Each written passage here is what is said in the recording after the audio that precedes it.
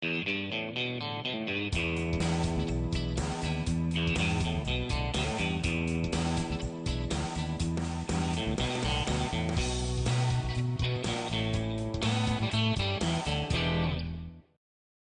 have a go at these link and length tracks.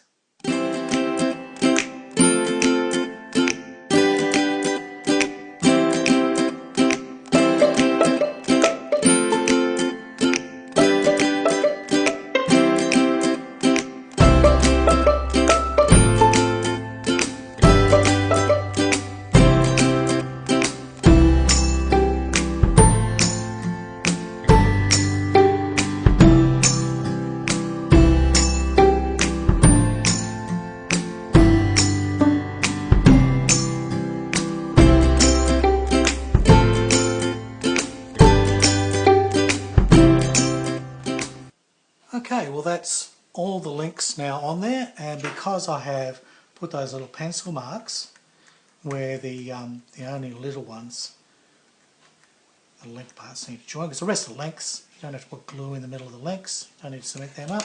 And there's one link left over which is absolutely correct. You could probably even shorten this because it is a bit loose, but I kind of like that saggy look, so I'm going with that. All I've got to do now is put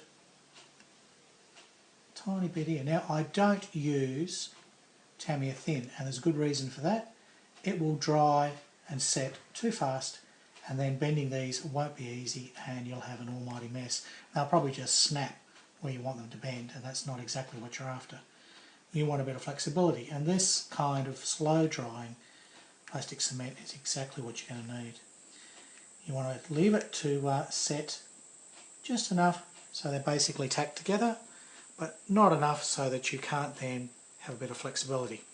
And using something like the Revel contactor will work. That'll work.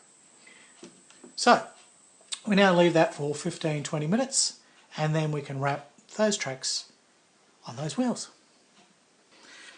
Alright, it's been 15 minutes and it's time to wrap those tracks onto the wheels and basically do what I've already done there on the left hand side, which was pretty easy. So let's hope it's just as easy this time. Okay, taking my tweezers and my pencil, I simply run the tweezers underneath the tracks, which are now cemented together enough so they hold in place. Now the reason I have the pencil there is just to stop the back end from falling down, because in the past I've removed them off only to find they fall back down and stick to the tape again, which is a real pain in the butt. Okay, so there we go. Track links are off, okay, and as per the instructions they are facing the correct way. But this is the, I've already done that, that was left hand side. We've got to do the right hand side, so I'm going to have to flip it over. Now, so I don't get things wrong, it has to face that way and it has to face that way. Okay, so let's remove my taped area. We don't need that anymore. Now, so with these tracks ready to go, now the easiest part to find, see these pencil marks really come in handy, that's the join between those two big long links. I know that goes there, and I know these links go around there. So there we go, so I know that fits there, and I know this fits here, and of course the joint is at the front, which is what I did last time. So that is basically sort of how it should look. Oh, except those go inside there, of course. Silly me. So getting that joint correct there, I should be able to get these into the sprockets, which I can. And get that through to there, that through to there, and no problems at all. And there you go. It's quite an easy set of links to get on. You've only got the sprockets at the front here that have got to actually fit. Okay, and see how I've still got plenty of play and I've got time to mess around with this and get this just how I want. So let's cement these two together, because that is really important, because until I can't do the rest of this until I get those cemented up. Hopefully I'm not going to bugger all this, because it's always easy to do this when you're not talking to camera and your hands flapping around everywhere. Okay, so these two little guys have got to join there.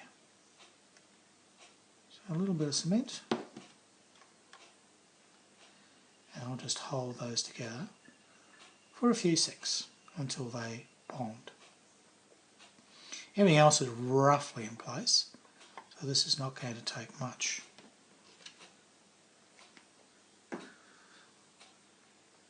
Okay, so I just need those guys to cooperate. That's that little join there. Okay, so basically it's pretty well done, because being link and length, it sort of holds its shape anyway. It's already pre-shaped, and they've done a pretty good job. I must say I'm really impressed with Academy on this one. That their job, you know, it's done. Like if you've seen my other videos, you've got to faff around and mess around and do things. Well, we are going to do a little bit of fiddling because I want to get the sag looking just right. And I found all I needed to do, because I want to get this, see this one here, that's got to sit.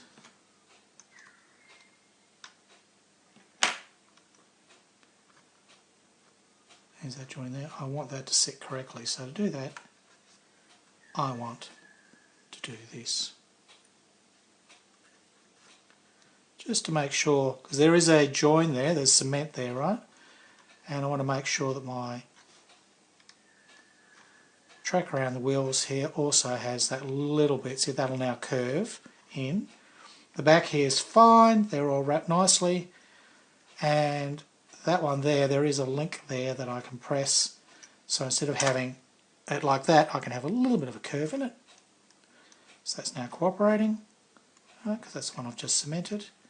And there you go, that's not as rigid now, there's a bit of a curve in that.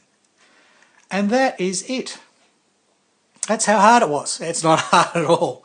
So there you go. So basically, that is now ready just to leave.